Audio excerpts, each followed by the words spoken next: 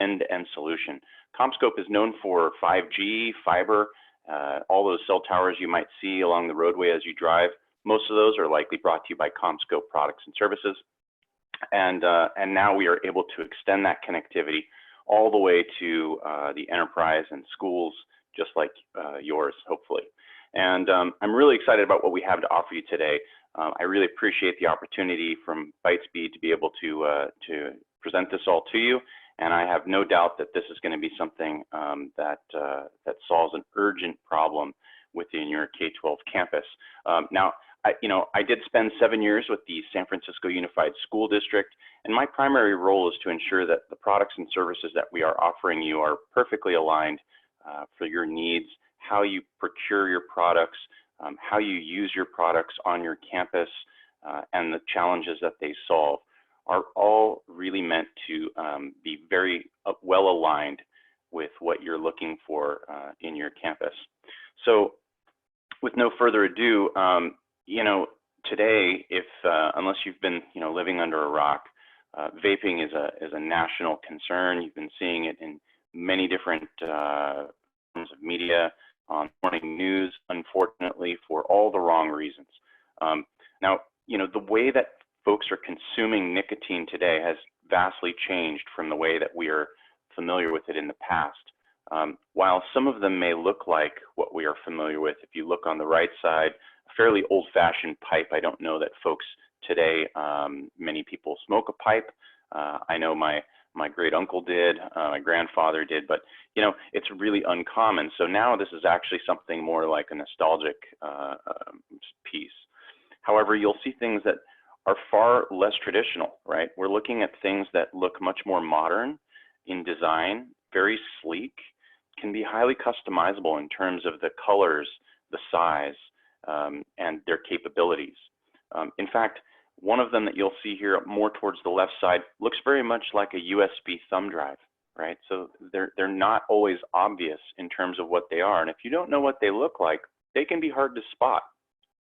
Some students have been caught plugging these in to the USB drive of their school issued devices to recharge them. They are rechargeable. We'll take a look here at a moment at what they're comprised of. But what you'll find is that they're very appealing to a younger generation who is used to the ability to customize their devices and to have the technological integration with things like a USB drive, right? They've also been enculturated to be accepted. Unlike cigarettes, which have that very noticeable odor, cigars, pipe smoke, it's a very strong noticeable odor that over the years we have been messaging that is an unappealing side consequence of consuming nicotine, right, in those products. Well, through this new method of delivering nicotine, they've eliminated that, and they've actually marketed it as a way that is much more socially acceptable, thus being, again, enculturated into being an okay thing to be doing socially with your friends, in groups, in public, and obviously, in some cases, in schools. So, although they all may look very different, they're comprised of the same basic components. They include a mouthpiece where you're drawing it in, a cartridge where the liquid or substance is stored, an atomizer that converts that substance into something you can inhale, and a battery that powers the unit, right? That powers that atomizer. It heats it up into an aerosol. It doesn't quite combust it. It simply turns it into an aerosol, small, fine particulates that can then be ingested. Now, most of us are pretty familiar with what nicotine is and the health impacts associated with that. With addiction, we know that nicotine is not something that you simply stop doing, right? You don't tell smokers just stop smoking, and it's as simple as that. It's not just a behavior, right? It is a physical and psychological addiction that is created. Unfortunately, youth are even more susceptible and have even more serious long-term impacts the younger these folks are who start them. It does cause damage to the developing adolescent brain. What does that mean? Well, we know that nicotine actually causes certain portions of the brain not to grow at the same rate, not to develop at the same rate as a normal, healthy, non-addicted brain. It also primes that adolescent for addiction to other substances. In fact, if you think about it, things like sugar have a similar effect. If you give sugar to kids at a very young, early age, there are many studies that show that they're much more likely to become addicted to smoking, which is interesting, right? You're creating a pattern within the brain to provide it with things that it will crave. And it becomes a repeating consequence, getting worse and worse as it craves stronger and stronger chemicals to satisfy this desire. They also find that youth who use e-cigarettes are much more likely to become traditional cigarette smokers, which is antithetical to the messaging that many of us have heard, you know, that vaping is seen as an alternative and a method to get off of cigarettes. Statistics show that this is not true. We see more folks graduating, if you will, from vaping to more traditional cigarettes and cigars and other nicotine ingestion. And finally, you know, people who start smoking using tobacco products as you're an adolescent, including nicotine as vaping, have a much harder time quitting later on. So the longer you're doing it, the harder it is to change that behavior. Again, not just the behavior, but the addiction, the processes that are happening in the brain become more ingrained and much more difficult habits to break. This information is all fairly well circulated, very well documented, and you know, there's a couple links there at the bottom if you'd like to get more citations on that. But it goes beyond this nicotine, right? Where is that nicotine? Well, it's inside of a liquid chemical. We saw in the overall diagram of what these devices look like that there is a small area where they've put either a cartridge or a pod, or directly are able to add what we call an e-liquid or e-juice, right? These are untested and unregulated substances. Now think about that. These are not FDA regulated in any way, unlike the foods and other products that you eat and you take for granted that are on store shelves that must be okay because they're for sale. Someone must have verified that these are, you know, not harmful to me. And they don't even contain messages on them that state that these may be harmful to your health. Again, they're untested, they're unregulated. Now that may be changing, and hopefully it is. We should at least have warnings on these packaging of these products that they may cause any number of health problems in how they're ingested. But they basically are disassociating themselves with that risk. And they're very focused, as you can see in these examples, on flavors, right? You see things that look very familiar. The vape jam that you see there, grape jam, looks a lot like a Smucker's jam jar, and that's on purpose. Apple caramel pop. If you look at peach cake donut, how many adults do you know that are out there looking to basically ingest candy flavored substances all day, right? Candy is usually associated with kids. There's a reason that adults don't go trick-or-treating. Well, most adults don't go trick-or-treating, right? This is something for kids, clearly targeting the younger demographic. And again, there's data to back that up. Sweet flavors appeal to younger adults. Younger people are more likely to use those products than older adults. And here's a couple different examples of that data. If you look on the left, you'll see 17, think about that, 12 years old to 17, who have reported that flavoring is a primary reason for using a tobacco product. And when we say tobacco product, these reports are using that term that also cover nicotine ingestion products, nicotine being a byproduct of tobacco. So e-cigarettes are a great example of that. 81.5% of youth between the ages of 12 to 17 report using e-cigarettes as a primary reason was flavoring. Flavoring drew them to that. And conversely, when you look on the other end of the spectrum, in the adult side, from ages 25 all the way to 65, as you go to the younger demographic, it clearly skews that the younger that demographic is, the more likely they are to use flavored tobacco nicotine products. So it's not by any coincidence that vaping manufacturers are heavily marketing and selling these sweetened products, right? These flavored sweetened products. So we have two different problems going on here. We have not only the fact that we're targeting a younger demographic, but we're targeting them to attract them to things that are addictive at the earliest ages with the most harm. Now, when you look at that, again, at how this is ingested, right? And we are converting this liquid into an aerosol. Many people get confused, and in fact, some of the early marketing, unfortunately, even done in schools as part of tobacco education grants that were leveraged by companies like Juul and other vaping manufacturers, they funded folks going into schools to help educate young folks about the dangers, and in doing so, explained that these products were harmless, that vaping was harmless. And they described it as a vapor, which gave students the idea and young folks the idea that this is a water vapor, right? It's harmless. It's not. It's an aerosol. Now, if you look at the image on the right, you'll see that those are aerosol cans, and we all know some of the dangers that have been associated with aerosol ingestion over the last couple decades. And in fact, there's been a number of movements to remove the toxic portions of these aerosols, specifically because of that. So we know that they contain nicotine. That's already got its problems that we've talked about, but it also contains these ultrafine particles that are atomized, that are basically put into this aerosol.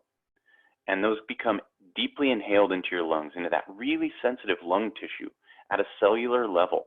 This is, your lungs are converting oxygen into your bloodstream. They're absorbing oxygen into your bloodstream. Now we're absorbing ultrafine harmful particles directly into your bloodstream and into the cellular matter that filters out that air in your lung tissue. To provide the flavoring, they use a chemical called diacetyl. Diacetyl has clearly been linked to serious lung diseases. Now, some of you may have heard of a term called popcorn lung. I had to look this up. I didn't know what this term referred to. I assumed it meant that ingesting these products does something physically to your lung tissue that makes them look like popcorn, right? That's not the case. Just for context, the product diacetyl is also the primary chemical that they use to flavor popcorn, butter-flavored popcorn, such as what you'd have in a movie theater or comes prepackaged. That butter flavoring uses diacetyl to add that flavoring to it. It's not actually butter. The workers in the factories who create this popcorn, this butter-flavored popcorn, had large numbers of them were reporting respiratory illnesses, and they couldn't initially figure out what was causing it. They traced this back to diacetyl. As they were pouring this chemical into these large vats, the large vats are heated to keep the popcorn warm as they're spreading this around onto the popcorn as it's becoming airborne. They were ingesting it into their lungs, and that chemical in turn was causing immense scarring and damage to their lungs and creating these breathing issues, therefore being named popcorn lung. It also contains volatile organic compounds. These are VOCs. Now, if you look on many products, they'll say VOC free or low VOC, and advertising that as an important notice on these. This is because VOCs are known to cause very severe health problems, including cancer. So VOCs in a product that you're directly ingesting into your bloodstream, into your lungs and cellular tissue, clearly is not helpful. And finally, heavy metals. So these products are not regulated. They come from countries where there is no regulation, and in many cases, these products will be contain things like nickel, tin, lead, right? We think of lead poisoning, how this is the problems we've had with lead in the water, and need to remove that lead and ensure that it's not there. Well, now you're ingesting it directly, again, right into your bloodstream. So clearly, this is a serious concern. So we understand the health challenges. This is causing problems, especially on school campuses. Many of us who have worked for schools, we are fairly familiar with bullying, right? We've probably seen it, may have been involved in remediating this in our schools, educating our students about it. Most recently, probably over the last decade, we're more familiar with the term cyberbullying. This has been somewhat of a new consequence of technology proliferation and availability to a younger demographic, right? However, the vast majority of bullying that takes place is still in person, and it still involves physical abuse in some way, right? Verbal, physical, but in person. And where is this happening? Well, in school campuses, right?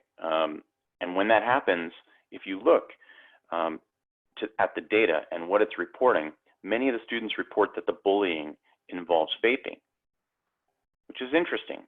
And if you look at that data in the bottom left-hand corner at that 43%, that 43% represents the number of students that fear harassment in the bathroom at school. These things are not unique, right? They're related. It's interesting because if you think of what takes place in a bathroom, this is also the same place that vaping will take place. Why? Well, there's no cameras in the bathroom, and typically adults use a different bathroom than students for obvious privacy reasons and risks associated with having adults and minors in the same enclosed private space where things like bathrooms are concerned. This becomes really glaringly obvious as a problem when you start to look at the rapid growth of the adoption of vaping. So we know vaping takes place in the bathroom, and we know that vaping is on the rise, but how bad is it? How many students are actually vaping in the bathroom? Well, in December of 2018, the US Surgeon General declared vaping a teen health epidemic. In 2018, by December, they had already seen enough in the statistics up until that point that they recognized that this was an epidemic. What becomes terribly frightening is between 2018 and 2019, it grew. It grew from 3.6 million to over 5 million youth currently using e-cigarettes. That epidemic has clearly become out of control. It's getting worse, not better.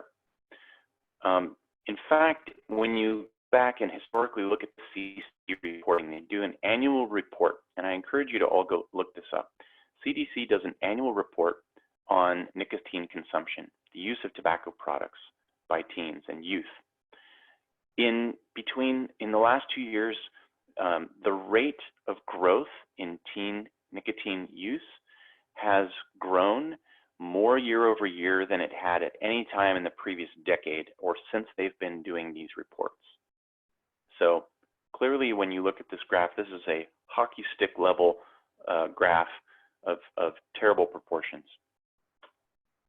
So beyond these health problems, now that students are in schools, in bathrooms, hiding out from the adults, and they're vaping, right? They do this because it's someplace away from home, outside of their parents, where their parents can't see them, right? In fact, many students may be learning about doing this at school from other students. Well, what happens? Apart from the health issues, which are pretty clear as we've discussed, it leads to disciplinary actions. Now, this is a really terrible side effect of this problem that many people are kind of overlooking. Vaping is fast becoming the leading cause of out-of-school suspensions. Now, for those of you like me who've worked in schools, we know all the other risks that are associated with that. We see achievement levels drop in our schools who have the highest rates of out-of-school suspension, right? The resources required to get a student back up to speed with the rest of their class. It drains additional resources. Some of those students never catch up. We've already now put them at a disadvantage to their peers when they're already facing a challenge that is something that may have become out of their control at this point, right? Addiction is something that is physical and psychological where they may already need more support there. Beyond that, what happens when that kid is out of school? Well, their parents may not stay home with them. They may not have that luxury. Parents have to go to work. So what does that student do? More often than not, those students are at much greater risk of being involved in the juvenile detention system, right? Juvenile justice system. And there's a lot of evidence that shows that those who are in that juvenile justice system have a far greater likelihood of winding up in the adult criminal justice system. We call that the school-to-prison pipeline. Many of you probably have already heard that term. It's not unique. It's something that's been around for many years, and there's lots of data to show that. So we don't want something like vaping on campus to lead students into a long-term life of disciplinary and criminal problems, right? Not only health problems as well. So what are schools doing about it? Well, I have the luxury of traveling around the U.S. And all the national education conferences. I've had the privilege of serving on panels discussing this and participating in any number of forums to discuss all sorts of number of challenges on campus. I was terrified by faculty who came to a couple of our events and spoke to me when I asked them what they were doing, whether they had a vaping issue, and they absolutely jumped up to say, oh, dear me, yes, we do. So what are you doing to solve this? And the teachers responded, well, we're removing the doors to the bathrooms. I thought that really can't be possible. That must be a bit of an exaggeration, or at least hopefully is something that's very unique to that particular school. I hope that's not very widespread, but once I Googled it, as you see in these images, this is widespread. From Alabama to Maryland, they are removing bathroom doors and stall doors, right? They are eliminating the opportunity for privacy in bathrooms. The image on the left here was one that was a bit shocking to me as well. It was a local news report taken in Palo Alto. This is Palo Alto High School in California. Palo Alto, for those of you who don't know, is located bordering Silicon Valley. Some of the wealthiest Silicon Valley executives live in Palo Alto. And their students, their kids go to Palo Alto High School. If you look closely at the sign, or let me read it for you perhaps, it's a bit of an eye chart. The sign on that bathroom door says this bathroom will be opened only during lunch period and only when adult supervision is available. Think about that. The bathroom's going to be locked all day long at school, and only when adult supervision is available during lunch hours will that bathroom be available. There are school districts reporting that they're being sued by parents under some of these circumstances, saying this is not appropriate way to deal with this problem. Kids are resulting with either problems of anxiety around using the bathrooms at schools, either not wanting to get caught with other kids who are doing it, being associated with those kids, or being exposed to the risk of either bullying or health problems associated with vaping. This is a pretty serious problem, and clearly many schools don't have the tools and don't really know what to do. Now, this is why I'm so excited that we've come up with a solution to address this on your schools. It's not just a solution to help change this behavior and help rescue and prevent some of the terrible consequences to these kids, but it also helps eliminate the burden on the faculty that is currently struggling to try to supervise these areas. We want teachers to be able to go back to focus on teaching and not becoming the hallway monitor and constantly having to walk kids to and from the bathroom, which is common as well. So the idea here is to create a vape-free campus, right? We want to basically detect, educate, and deter this from happening on campus. Your community, your superintendent, your school boards, they all want somebody to be doing something about this to ensure that those kids are being kept safe and something is being done to prevent this on campus. There is no silver bullet. As much as I'd love to tell you that there is no silver bullet. You need more than one thing to solve this. It's comprehensive. But that's sort of the beauty of what the idea being a fly on the wall that senses the environment, to be in some place that can be monitoring where adults can't, where cameras cannot, they cannot put microphones. These are privacy issues, right? So the ability to put in something like a sensor and then surround that with other resources to provide a comprehensive series of aids and tools to be able to change this problem on your campus. The solder FlySense solution is fairly comprehensive. They've partnered with principals and ex-teachers to create curriculum that can be shared with faculty on campus to help them understand how to deal with it, to provide suggestions for remediation when students are caught doing this, right? Again, we're trying to change the behavior. We're trying to aid them in avoiding long-term addiction and catch it early on when it's the easiest to try to change and eliminate that addictive behavior. Training the faculty is critical for them to understand that this is not about being punitive. This is not about catching kids. And I would encourage everyone to consider that in their approach to dealing with vaping. If your goal is simply to catch kids, I'm here to tell you that unfortunately kids are pretty smart, and thank goodness for that. In fact, that's what we're trying to do, is get kids to be smart, but they're smart enough to work around whatever you're going to come up with.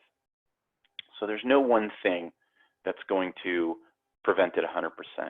However, when you couple this with education, teach them what the challenges are and the problems are. What are the risks to them long term? Show them that the faculty, the adult staff, their community, help them become educated to help support these students in these behaviors, and have them set an example. Provide books. There are books written for both parents and kids at both levels so that they can get more information both from their peers and experts in the field. There's a unique smartphone game. Unfortunately, we're seeing these problems coming all the way down to the middle school level with younger kids. What you don't want to do is terrify them and frighten them with this topic.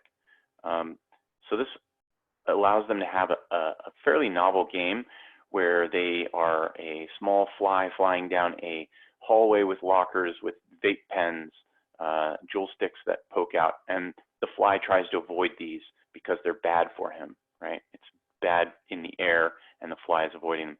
It creates a novel opportunity to be able to talk to kids in a non-scary way about the dangers of vaping and staying away from it. And then, of course, they had a student came up with, again, we want smart kids. The student came up with the need for an anonymous reporting app. There are students who want to help. They want to help make their campus vape-free as well, but they don't want to suffer the consequences of that bullying or being threatened for quote, tattletelling on someone.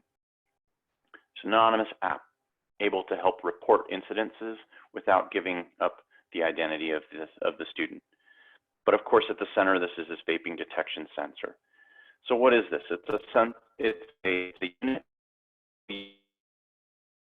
say in the bathroom or in locker rooms, places where you can't put cameras and microphones, that connects to the network.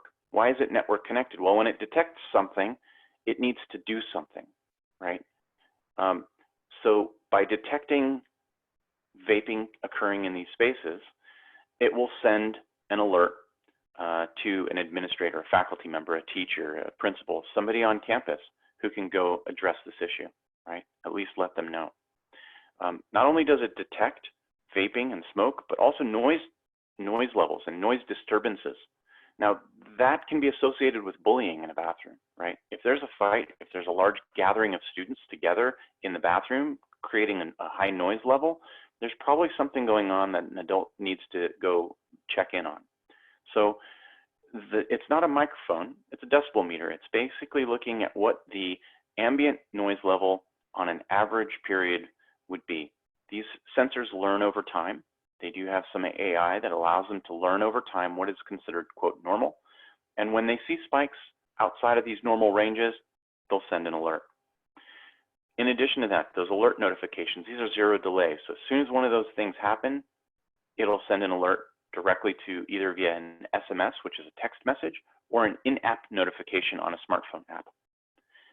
And of course, the smartphone app also allows you to have mobile access to the web portal to manage the devices, look at reporting, look at the status of the devices across your network. So they're managed all through a cloud-based portal.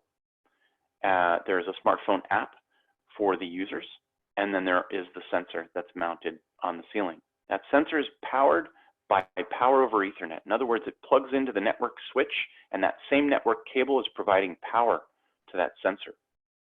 This eliminates the need for multiple cords, and while it does support Wi-Fi connectivity as well, you would still need to then plug this into physical power, and typically switching a power over Ethernet wired connection is generally battery backed up, right? So in the event of a power loss, you can still be sure that this will be reliably connected and won't lose connectivity to the network.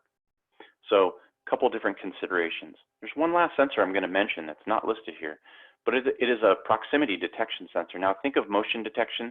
It's when you drive up into your driveway and the light turns on automatically when it notices your car move. This too has that same sensing, so that if a student decides to reach up and tamper with the device, try to cover the device, remove the device, unplug the device, that proximity will be detected and also sends an alert to an administrator so somebody can immediately go deal with that. That's very unique to this and is, I believe, critical for schools because, again, kids are smart. Now, we talked a little bit about what the sensor is and what it does, how it provides data and gives you real-time alerts. This is the core of this solution package, right? So this is, again, what most people are focused on. And it's ruggedized. It's easy to install with 2 screws in terms of mounting it. It will generally cover a 12 by 12 space. This is the next question that folks often ask. How much space will it cover? How many will I need? Well, you know, it's difficult without looking at your particular bathrooms to know exactly what you need. Rule of thumb, think of a 12 by 12 space per sensor. What does that mean? Well, over a single stall, or maybe even 2 toilets together, 2 stalls next to each other, you can likely install 1 sensor right over those 2 stalls. Generally, vaping is happening in those stalls. They don't want even other kids being able to see them, or if a faculty member walks in, they at least have a moment of privacy to quickly put that vape pen away. 1 sensor over 2 stalls can generally serve that. As you get into bigger bathrooms, you may require additional sensors, right? And you also want to consider things like windows, ventilation. Those will all change the airflow. Taller ceilings above 8 feet. As you go taller, you're diminishing the ability for that sensor to detect that aerosol, for that aerosol to reach that sensor. If the aerosol passes the sensor, it'll detect it, it'll send an alert. And there are design considerations that you can make to help deal with those kinds of challenges. So we talked about the cloud-based dashboard. You now have the sensor in the bathroom, you have the smartphone app for your alerts. On the back end, running in the cloud, there's no physical appliance or on-premise controller or anything of that nature. That dashboard run in the cloud gives you historical analytics. This is very important. You want to be able to show this to your school board, to your community, to your principal perhaps if you're in the IT department, to show the historical decline.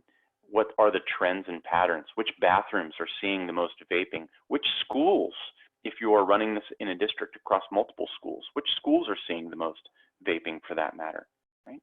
So you can really see times of day, days of the week, really granular information.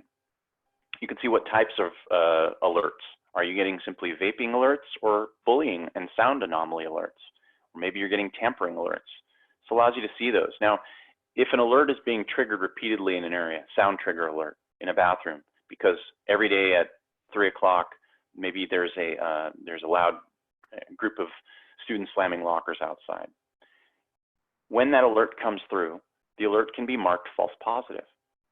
The sensor, as I mentioned before, has AI. That AI learns, and it knows now that when it sees that sound pattern around that time period, not to send the alert, right? So you're able to teach it and make it more intelligent over time and help avoid these false positives. You want it to be very broad and alert to as many things as possible initially so that you're not missing events, and then learning and tuning as you go. And then I mentioned the ability to choose different people to receive that alert. Imagine now for schools, this is absolutely critical. You may have teachers in specific or faculty members in specific wings of the school who can be assigned to a particular bathroom, right, to alerts from a particular bathroom on a particular day between particular hours. So if you have a teacher who teaches history between noon and 2 o'clock, that teacher's phone can receive the alerts, but maybe that teacher doesn't want alerts the rest of the days of the week or different hours, or let alone on nights and weekends, right? So you can specify who gets alerts from which sensors, which days, during which hours. This is critical, especially for school environments.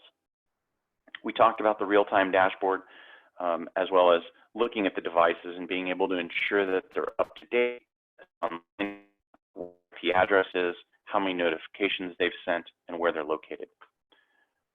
This again is part of a complete package. That's the key.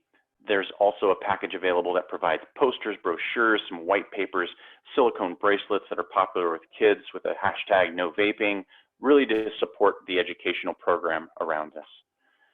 We mentioned a couple books. One's for adults to help teach adults and community members and faculty members about those challenges and how to talk about those challenges, as well as a book with excerpts written by their fellow teenagers, high schoolers, talking about the impact to them either as a non-vaping student or a student who had been vaping and what their change in seeing the problems associated with it. I mentioned the game for middle schoolers looks like this, available on the App Store, Play Store, so both Android, iOS, gives students, again, a great opportunity to be able to do this without being a terrifying, frightening topic. And as well as, there's even music, right? So they're just trying to capture students all the way around in any kind of media and format possible to really address this challenge. So you've heard a lot about what Solder Technologies provides with their FlySense product, but what does CommScope do in this? Well, neither company does everything. As I mentioned, the FlySense product is a network connected device. It's a sensor that connects to the cloud. Well, how does it connect to the cloud? If that sensor doesn't stay reliably connected to the network, you're going to have concerns and challenges and issues.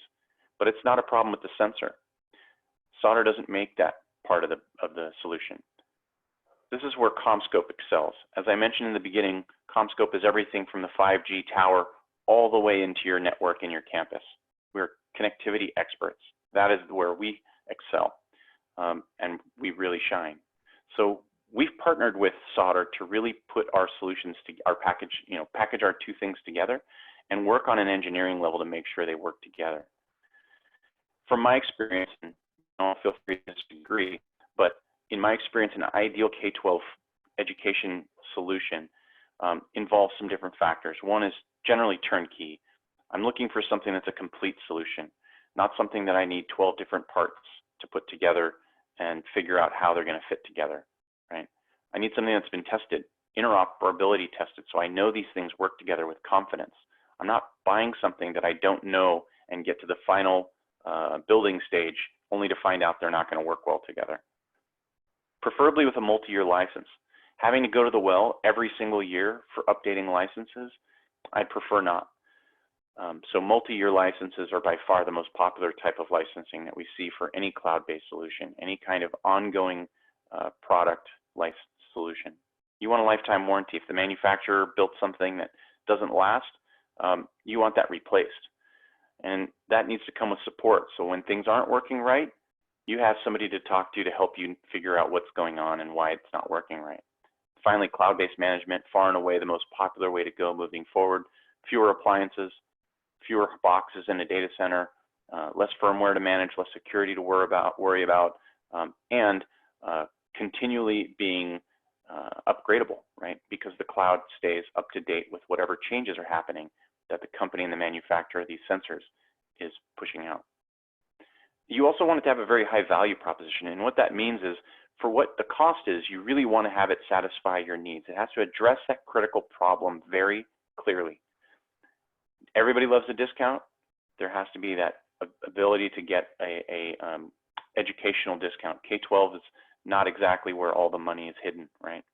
You want it to be future-proof, where you know this can expand, where you know that as the vaping products and chemicals and juices change as they come on the market, that these sensors can detect those new patterns. You want something that has an IoT roadmap.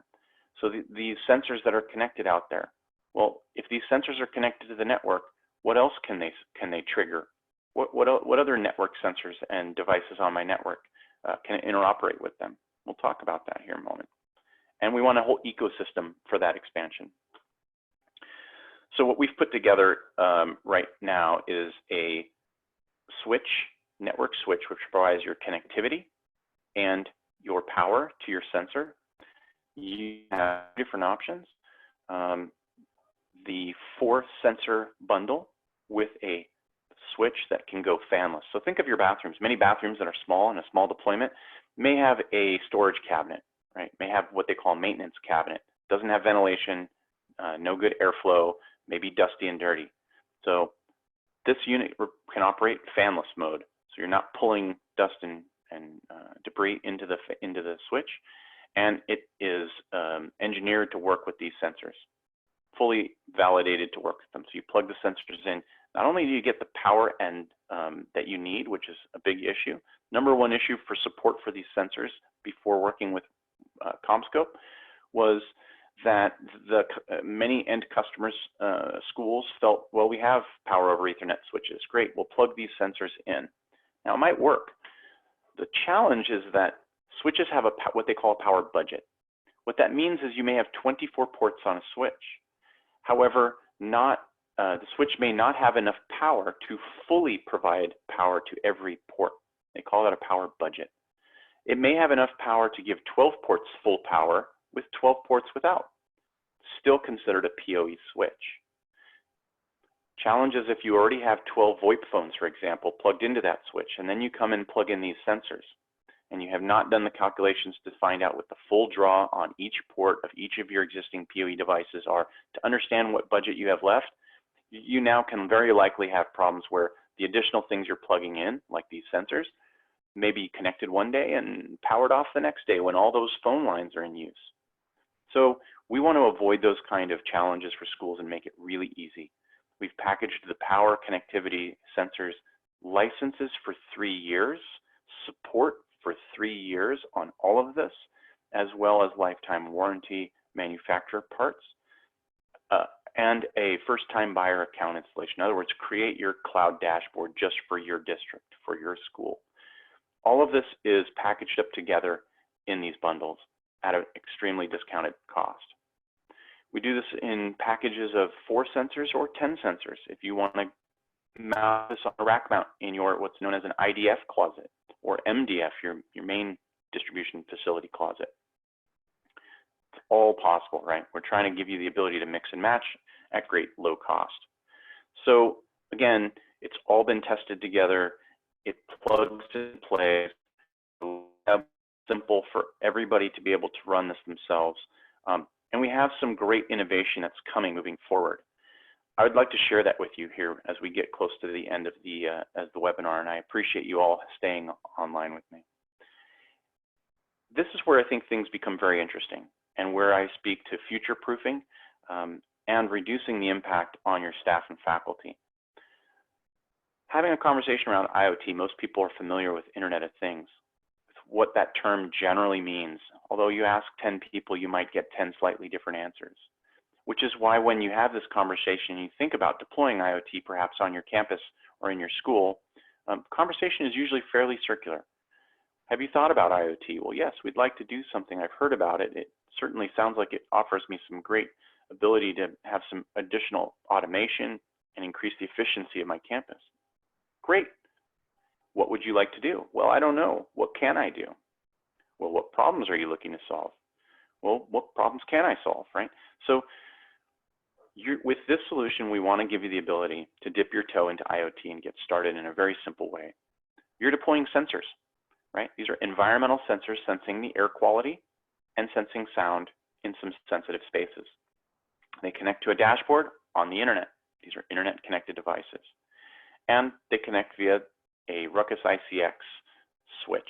The switch provides power and connectivity up to the cloud. It's a great starting point, and you've discreetly solved a problem and done it with a turnkey.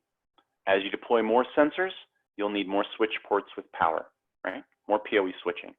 And we give you the ability to manage those as a single pane of glass with our unified management network controller. So now that you can manage from that aspect, all the ports being connected and ensuring that all those sensors are getting the right power at the right speed and duplex, Let's look at some of the other devices that are powered by your network. IP security cameras. You may already have these on your campus. Many campuses already do. Many campuses are converting from older style cameras to network-based cameras for a number of different benefits. Security, unfortunately, is top driver. Physical premise security is a top concern on campuses, unfortunately, because of what we see in the news, right? These cameras have the ability to see things and recognize them. Recognize even threats like somebody carrying a weapon as they walk to a door, right? As they're walking into a certain area of the school. So when these sensors do something, the vaping sensors, with the Ruckus IoT server that you can add to this solution, it's a virtual machine that you simply spin up on one of your existing servers and add to your local network. That serves as the ability to trigger other events. So these sensors that are now sending an alert out to the dashboard, out to somebody's cell phone and faculty members, they can also send an alert out to your camera system. The camera system then says, well, an alert's gone through.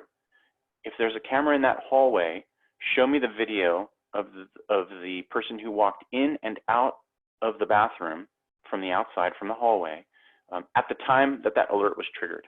Maybe in the moments before and the moments after, right? See something, say something, right? Same kind of concept. Detect something, do something. When the sensor detects something, your other network IoT devices do something. It might pan, tilt, zoom to that bathroom so you can associate which sensors and which cameras are going to be triggered when one triggers the other. Well, now that you have the foundation for IoT, what about connected door locks? If that camera detects somebody opening, heading towards the front of the building with something that appears to be a firearm, which can send a trigger message, that trigger message can automatically lock the front doors of your campus. Or the reverse is true. You could have a vestibule camera that the front doors are always locked, and through that camera, the administrator at the faculty at the front office can see through that camera and can remotely unlock those doors, right? Or the cameras in your campus may detect a fire. They have the ability to detect smoke. And when it detects that smoke, it can automatically trigger to unlock exterior doors to allow your emergency services in.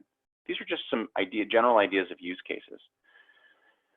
Now with the platform that you've already built, by simply plugging in some access points.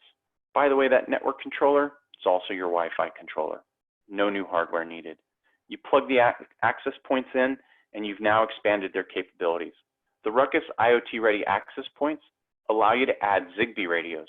Zigbee is a protocol that's used for most indoor IoT deployments. So you can expand that connected entry solution with Zigbee by simply installing those door locks that are Zigbee. So when you go to a hotel and you put your card key up to the door lock and it unlocks, that's these door locks. Schools are deploying these widely as well. In the case of an emergency in a lockdown environment, it can take faculty members up to 3 minutes to lock doors, and we've seen what happens in those first 3 minutes. That's when the most casualties and injuries occur in a violent school situation.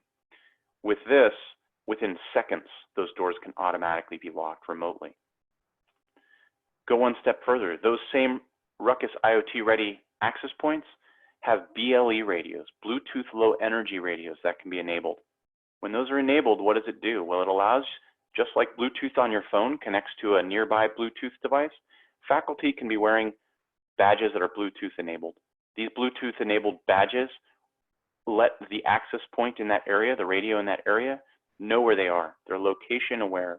So if there's a crisis of some sort, health crisis, emergency crisis, some violence, whatever it may be, the faculty can press their badge.